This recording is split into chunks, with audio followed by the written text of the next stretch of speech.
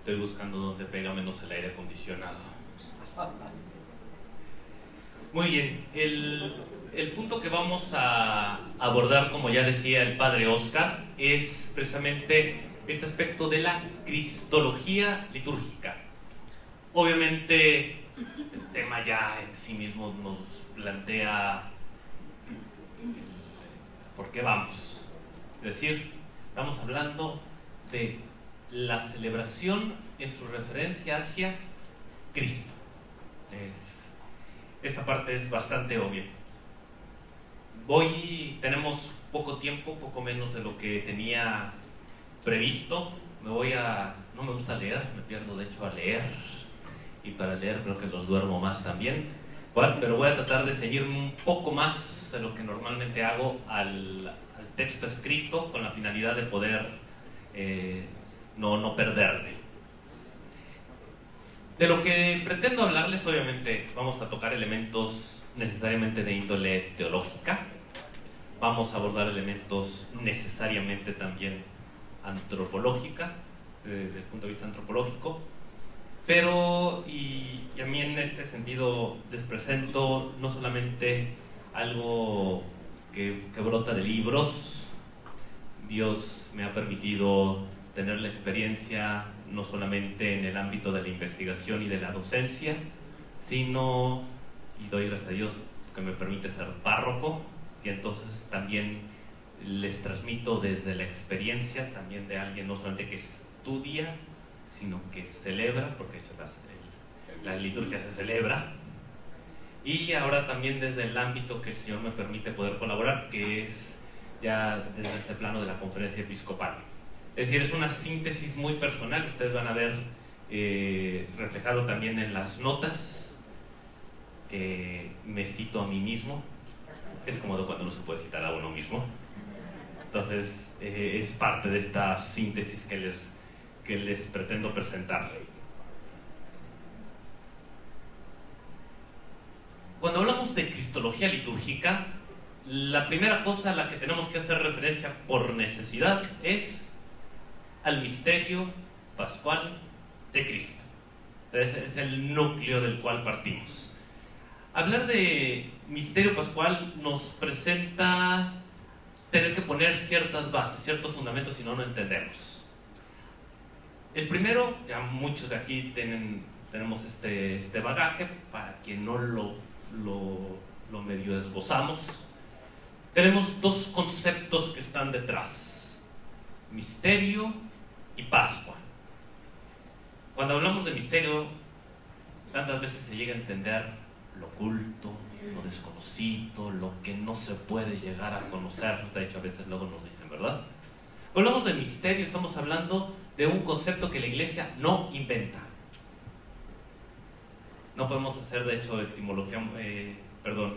teología mucho de las etimologías en el ámbito litúrgico. No sirven prácticamente para nada, porque la Iglesia no inventa la palabra, sino adopta un término que le permite expresar algo que el término en sí mismo no tiene. Es como cuando hablamos, no siempre lo digo en clases, hacer teología de la etimología de liturgia no sirve para nada. Liturgia para el pueblo, por el pueblo, con el pueblo, del pueblo, etc. No dicen nada, en absoluto. Tanto los servicios son liturgia, así les puede llamar los servicios, y a los baños. Ya no dice nada. Misterio es una palabra griega, no la inventa la Iglesia, la adopta la Iglesia, que hace referencia a un plan de gobierno. El gobierno que tiene meses de haber entrado dice que va a acabar con la corrupción. ¿Cómo lo va a hacer? Vamos viendo cosas, pero en realidad no sabemos cómo. ¿Cómo se irá viendo en la medida en que el gobierno empiece a actuar ciertas acciones de gobierno? Y vamos a ver cuál es ese plan de gobierno que tiene. Este es el misterio griego, mysterion. Pablo lo asume y nos habla del plan de salvación de Dios trazado desde antiguo y realizado en Cristo, Colosenses 1. Todo eso en el texto griego dice mysterion. Pablo nos habla entonces que Dios tiene un plan de salvación que de hecho ha estado actuando de tantas maneras. Diría la carta a los Hebreos que Dios había hablado a los hombres de muchas maneras, pero en estos últimos tiempos nos ha hablado todo en Cristo. El misterio es ese plan de salvación de Dios que encuentra su realización plena en la plenitud de los tiempos, con la pasión, muerte y resurrección de Cristo. Y hay que darle siempre glorificación, como lo hace Sacrosanctum Concilium. Pero siempre al mismo tiempo hay que tener en mente que ese es lo que engloba. Pero en realidad, y lo vemos en el modo en que está estructurada la Escritura, toda la existencia de Cristo está en función de su pasión, muerte, resurrección, glorificación. Es decir, en realidad el misterio pascual es toda la misma existencia de Cristo, todo su ser, el haberse hecho hombre, y lo que entonces Dios a través de Cristo realiza es el misterio pascual. Pascual, obviamente, estoy tratando de sintetizar, por eso si hago sus saltos muy bruscos de repente me dicen, pero estoy tratando de acortar donde siento que a lo mejor puede quedar medio claro. Este acontecimiento, pasión, muerte, resurrección de Cristo, se da en el contexto de la Pascua judía, que literalmente Pesaj, dicen el paso del Señor, es el Señor pasó de largo. El Señor pasó, el ángel pasó por la tierra de Egipto, vio la sangre en la casa de los hebreos y pasó de largo. Por lo tanto, no hubo muerte en la casa de los hebreos. Eso significa Pesaj. Que el pueblo de Israel tenía que no solamente conmemorar como un recuerdo, sino que repitiendo los signos, los ritos que se habían llevado a cabo en esa Pascua, cordero con ciertas características, inmolado de cierta manera, comido de una cierta manera, un programa ritual, no solamente era recordarle al pueblo lo que Dios había hecho, era también recordarle a Dios lo que Dios había hecho por su pueblo, de modo que la celebración quería volver a actuar, hacer nuevamente para el pueblo en el aquí y el ahora que lo estaba celebrando, tanto en el ámbito familiar como en la gran comunidad del pueblo de Israel, la misma acción de salvación que Dios había realizado en aquel entonces. Este concepto va a seguir presente, y entonces juntamos el contexto y toda la tipología que está detrás de la Pascua hebrea. Panes ácimos, entonces somos panásimo, el Cordero, he aquí el Cordero de Dios que quita el pecado del mundo, dirá el mismo Juan. Inclusive Juan nos presentará que el Señor es inmolado en el mismo momento en que los corderos pascuales eran inmolados en el templo. Hay toda una serie de elementos que entonces nos remiten de Cristo a una preparación en los elementos del Antiguo Testamento, en esta Pascua hebrea, pero que son parte del plan de salvación de Dios trazado desde antiguo, que entonces en Cristo encuentra su máxima expresión y su plena realización. Pero tomando entonces estos mismos elementos que tenía la celebración de la Pascua en el pueblo de Israel, la celebración cristiana va a ser misterio. No solamente el plan de salvación de Dios trazado desde antiguo, realizado en Cristo, es misterio, sino ese plan de salvación que se está actuando aquí y ahora a través de ritos y oraciones, ritus et preces, Sacrosanctum Concilium 48, o signos sensibles, Sacrosanctum Concilium 7. Está actuando aquí y ahora la misma salvación, de modo que nos recordamos lo que Dios ha hecho por nosotros y le recordamos a Dios lo que Él ha hecho por nosotros. Fíjense la dinámica en la Eucaristía. Justo después del santo, esta aclamación, santo eres, tomando ya la que citaba el mismo Padre Carlos, santo eres en verdad, Señor, fuente de toda santidad, por eso te pedimos que santifiques estos dones con la efusión de tu Espíritu, de manera que se conviertan para nosotros en el cuerpo y la sangre de Jesucristo nuestro Señor, el cual, la víspera de su pasión, cuando iba a ser entregado, tomó pan, le narramos a Dios lo que Cristo hizo. Es memoria, pero es memoria para nosotros. No solamente le recordamos a Dios lo que Él ha hecho, nos recordamos a Dios lo que Él ha hecho por nosotros. Le pedimos a Dios que entonces lo que ya alguna vez hizo, lo vuelva a hacer aquí y ahora para nosotros, y nos recuerda a nosotros que esa misma obra de salvación está entonces realizando aquí y ahora para nosotros. Eso es lo que llamaríamos con lenguaje escolástico sacramentalidad. La liturgia existe más de 1000 años antes del lenguaje aristotélico tomista, pero se pueden hacer perfectamente las interconexiones. Este misterio pascual tiene entonces como núcleo, como centro, lo digo explícitamente, si no después se me va a olvidar. Si quisiéramos decir entonces qué es lo que hacemos en la celebración litúrgica, ¿de acuerdo? Nos hablaban ayer de la naturaleza, ya los que estudiamos la filosofía escolástica sabemos que la naturaleza es la esencia, pero la esencia en cuanto a acción. O sea, la naturaleza tiene que ver con la operatividad del ser, y la celebración es un ergon, es algo que se hace. Por lo tanto, ya hablar de liturgia o naturaleza, liturgia es decir, no solamente lo que la liturgia es, sino lo que la liturgia hace por necesidad. El contenido siempre de la celebración litúrgica lo va a hacer el misterio pascual. Todo, cualquier celebración, cualquiera, absolutamente cualquiera, contenido, misterio pascual. Por lo tanto, si los signos y los símbolos, los ritos y las oraciones que hacemos no hacen memoria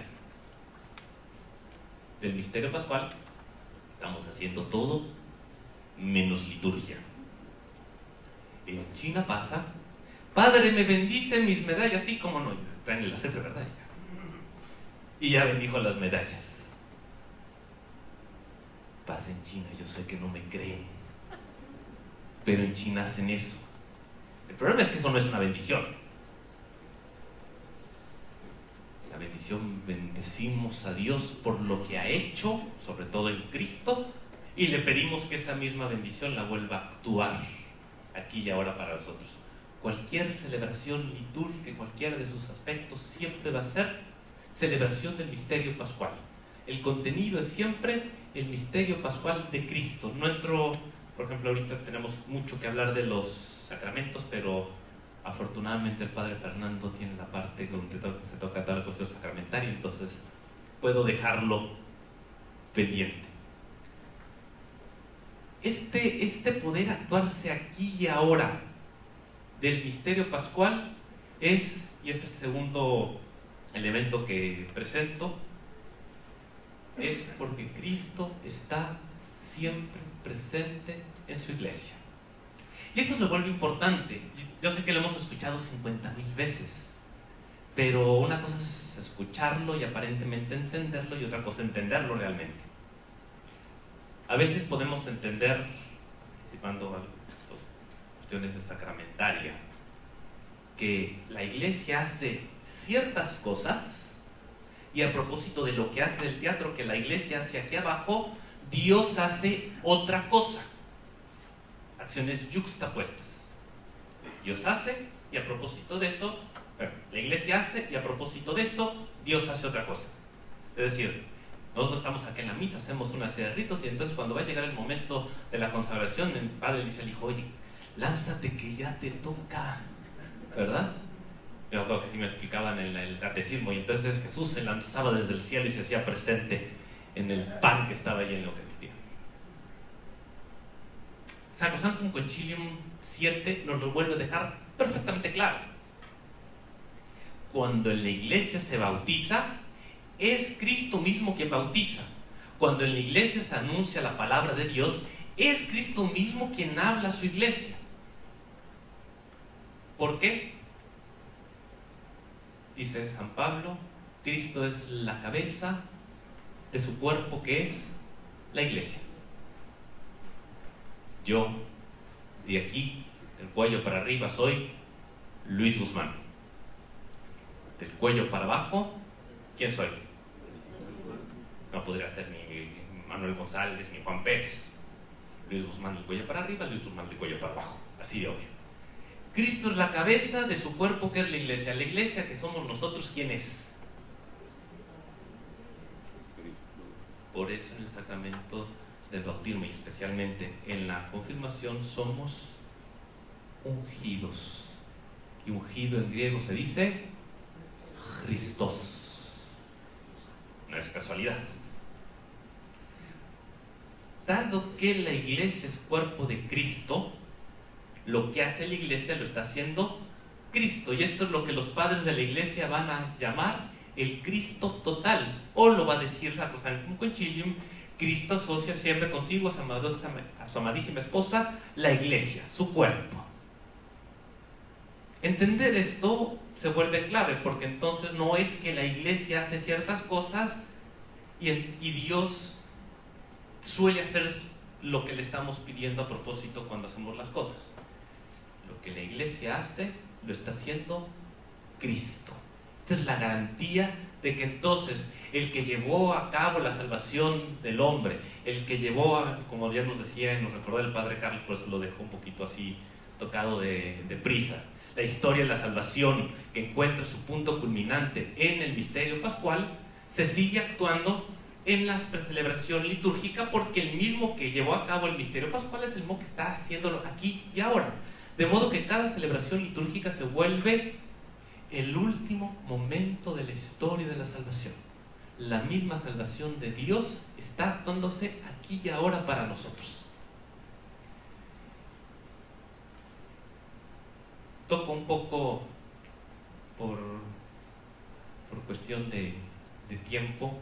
Está un tema que a mí me gusta mucho, lo dejaré un poco de lado, el tema de la palabra de Dios. Mejor simplemente enfatizando, esto se vuelve importante. Cuando escuchamos palabra de Dios, el término, la expresión palabra de Dios, normalmente pensamos en la Escritura. La exhortación apostólica post-sinodal Verbum Domini nos recuerda que cuando hablamos de palabra de Dios estamos hablando de aquel que es la palabra, que estaba con Dios, que era Dios, que vino a los suyos no lo recibieron, aquel que era la vida misma de los hombres, aquel que era la luz de los hombres, aquel que se hizo carne y habitó entre nosotros. Ahí les pongo con lenguaje aristotélico tomista el analogatum princeps. Esa es la palabra de Dios. Por lo tanto, cuando se anuncia la palabra de Dios, es Cristo mismo que está hablando a su iglesia. Una cita que me gusta mucho de San Jerónimo, ilustrativa, dice: la carne del Señor es verdadera comida y su sangre es verdadera bebida. Este es el verdadero bien que se nos da en la vida presente: alimentarse de su carne y beber su sangre, no solo en la Eucaristía, sino también en la lectura de la Sagrada Escritura. En efecto, lo que se obtiene del conocimiento de la Escritura es verdadera comida y verdadera bebida. O, nos diría entonces la Dei Verbum, la Iglesia ha venerado siempre las Sagradas Escrituras al igual que el mismo cuerpo del Señor, no dejando de tomar de la mesa y de distribuir a los fieles el pan de la vida, tanto de la palabra de Dios como del cuerpo de Cristo, sobre todo en la Sagrada Liturgia. Es decir, es una explicitación de Cristo presente en su Iglesia, presente en la palabra. No entro en los sacramentos porque nos lo podrán tocar. El mismo año litúrgico, que a veces lo confundimos con calendario. Una cosa es entidad teológica llamada año litúrgico, Cristo mismo presente a través de las celebraciones, misterios que celebramos. Otra cosa es el calendario, donde le ponemos en qué fecha la vamos a celebrar. Son dos cosas diferentes. Para este ilustrativo lo consultan después, Sacrosanctum Concilium, el apéndice sobre el calendario. Ahí queda perfectamente claro. Entonces, relación con piedad popular, ya que estamos en esta cuestión interdisciplinaria. Cuando en el rosario hablamos de misterios gozosos, dolorosos, luminosos, gloriosos, si no entendemos esto, no entendemos nada. Misterio es el plan de Dios trazado desde antiguo, realizado en Cristo, que se está realizando principalmente en su pasión, muerte y resurrección, pero en realidad en toda su vida.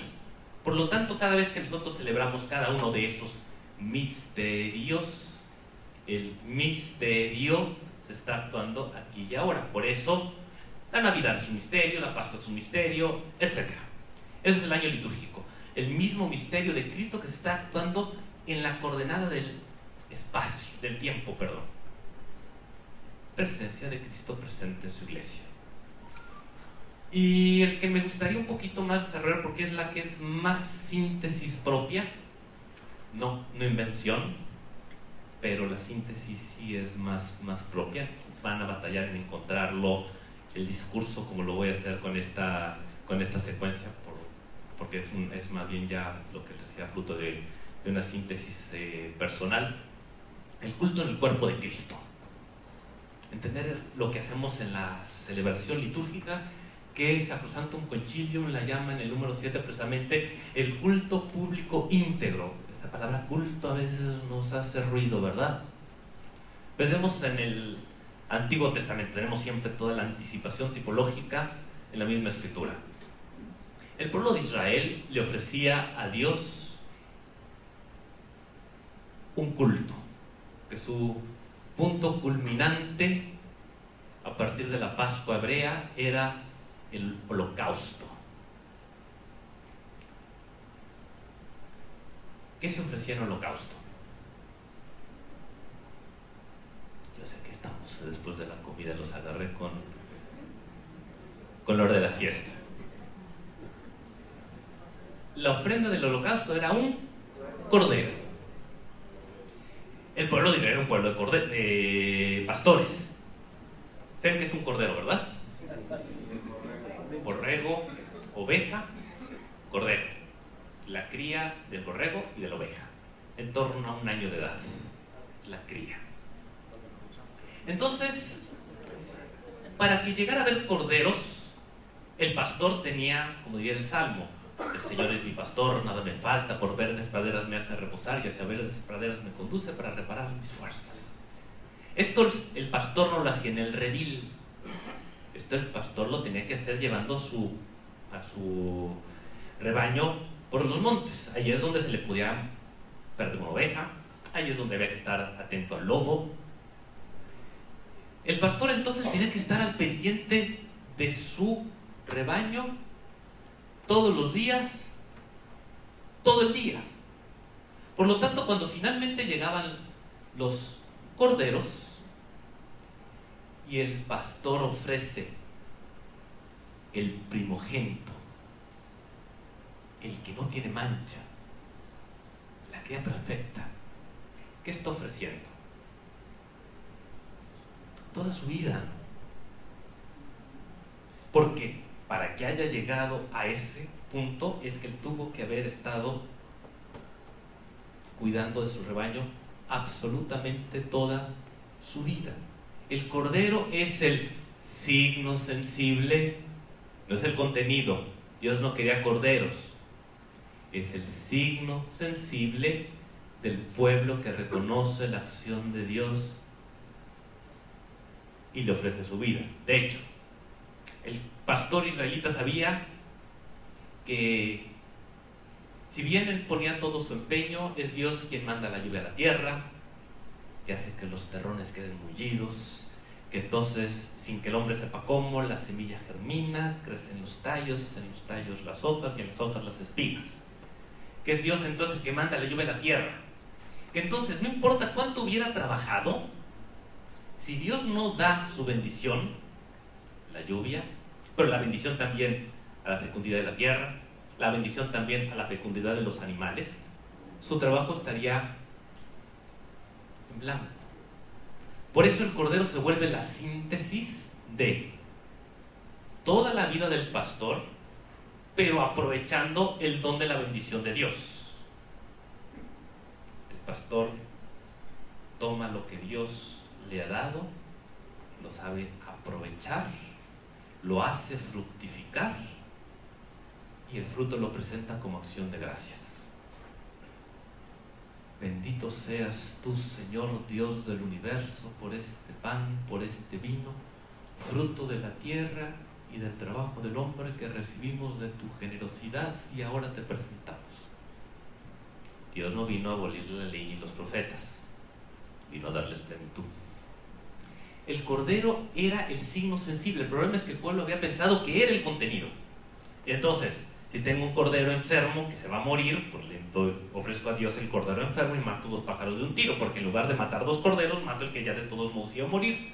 Y es donde Dios le dice al pueblo: ¿sabes qué? Cuando tú ofreces tus sacrificios, yo volteo la cabeza, me dan asco, no los quiero ver. ¿Piensas que yo como carne o su sangre? ¿Qué no es mío todo lo que hay en los campos? Aprende lo que quiere decir misericordia quiero, no sacrificios, conocimiento de Dios más que holocaustos. Esta es la situación del pueblo de Israel. Cuando llegamos con el Señor, Cordero de Dios que quita el pecado del mundo, dice la carta a los Hebreos, capítulo 10, versículos del 5 al 10, si no soy testigo de Jehová. Cristo al entrar al mundo dijo: ofrendas, holocaustos, víctimas para el sacrificio no quisiste, por eso me has dado un cuerpo. Por eso he aquí, oh Dios, que vengo a cumplir tu voluntad. El tema es completamente sacrificial, propio de la carta a los Hebreos. Jesús está ofreciendo su propia vida para cumplir la voluntad de Dios. Está haciendo una síntesis, espero que no los pierdan los brincos.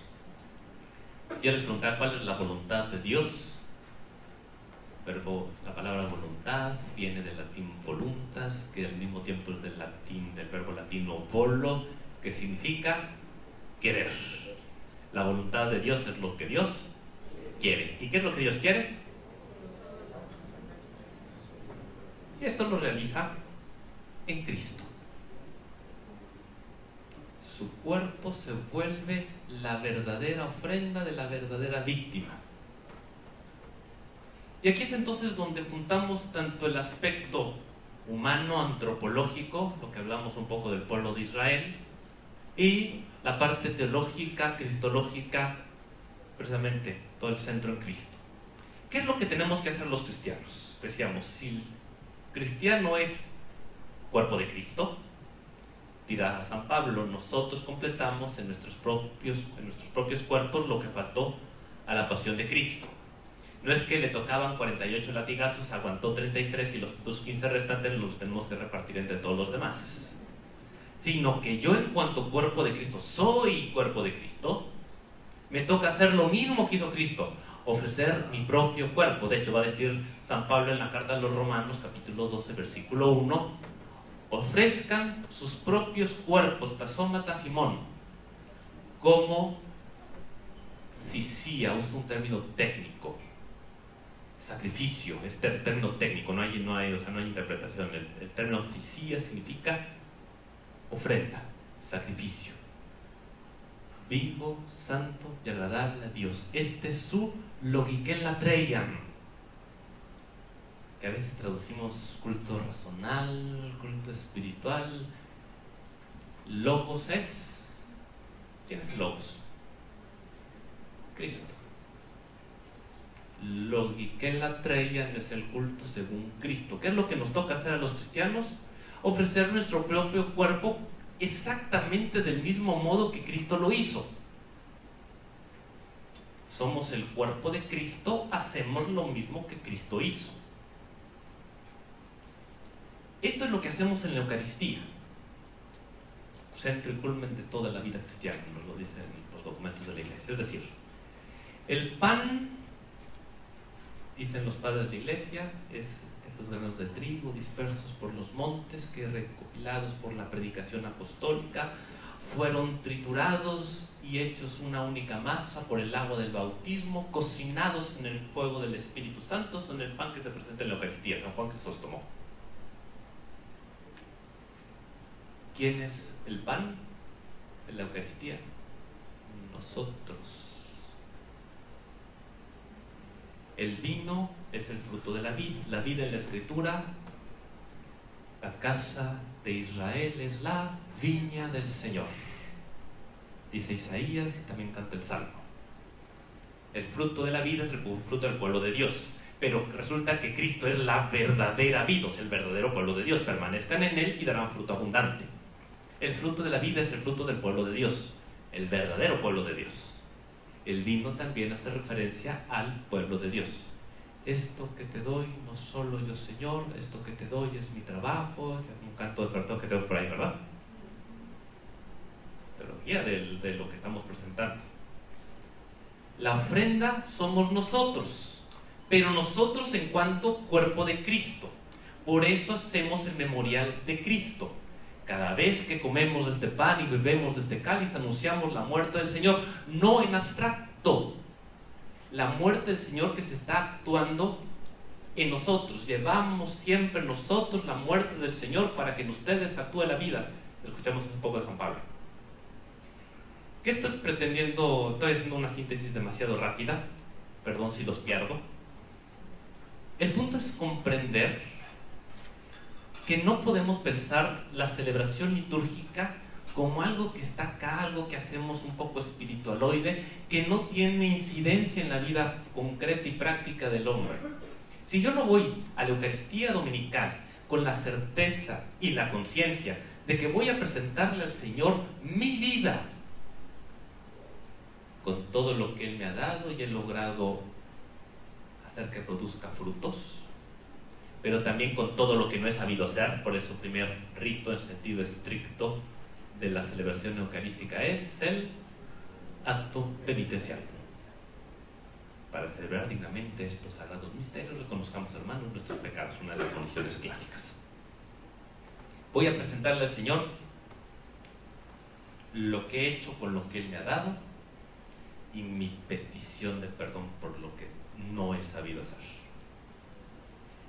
Y aquí el Señor, decimos y tenemos la certeza en la celebración eucarística, ese pan y ese vino se transforman en el cuerpo y la sangre del Señor. Pero resulta que ese pan y ese vino somos nosotros. Por eso la iglesia que ha nacido a ese cuerpo, así libertad en ese cuerpo, en el sacramento del bautismo, se renueva como cuerpo de Cristo en la celebración de la Eucaristía. Es lo que dice en la encíclica el Papa Juan Pablo II, Iglesia de Eucaristía. La iglesia vive de la Eucaristía. No puede sobrevivir por largo tiempo sin la Eucaristía. Es decir, mi vida está íntima, estrechamente ligada, indisolublemente ligada a lo que celebro. De modo que yo no podría pensar, celebro sin tener en cuenta mi propia vida. Por eso la liturgia es fuente y culmen de vida cristiana. Y nos cambia el panorama de pensar, como diría el concilio, que vamos como mudos espectadores simplemente a ver la representación de la muerte del Señor. Y entonces algunos nos explicaban que cuando el sacerdote se lava las manos es Poncio Pilato lavándose otra vez las manos, cuando levantan el cuerpo de Cristo es Jesús que es levantado en la cruz, cuando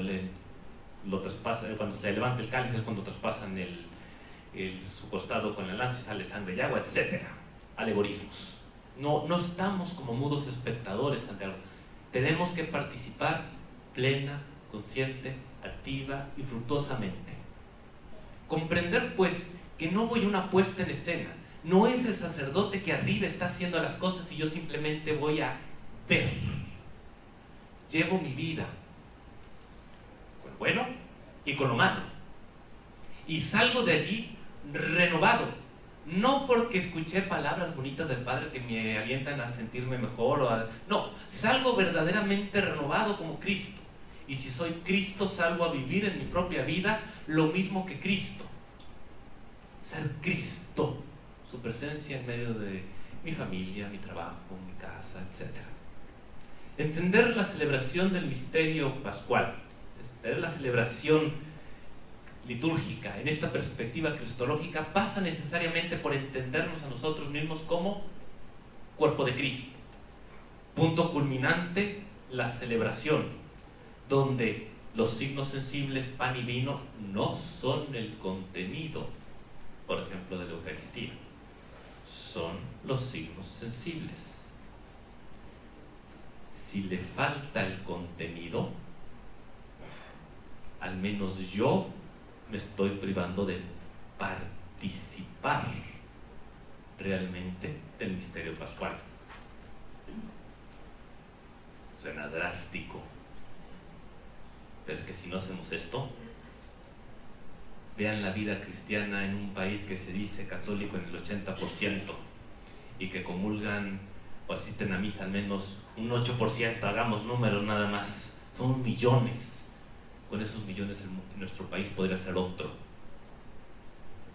Ahora es que no pasa, porque si no hay la implicación necesaria a la vida, si la vida no es parte de lo que ofrecemos con la conciencia de que somos presencia, el Señor está presente en nosotros, lo que nos ofrecemos somos también nosotros en cuanto cuerpo de Cristo, es parte inherente a la celebración. No dejamos que el misterio pascual actúe aquí y ahora para salvación de los hombres.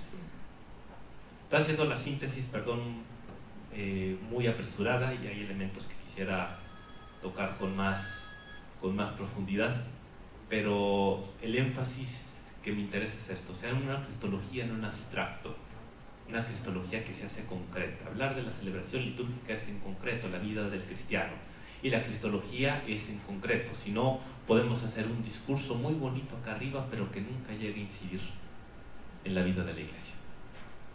Espero no haberlos perdido demasiado y ya me pasé un poco de tiempo.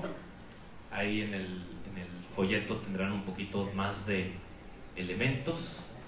No sé si hay tiempo de preguntas, y si no, pidámosle al Espíritu Santo que algo de esto haya podido yo transmitirles. Muchas gracias.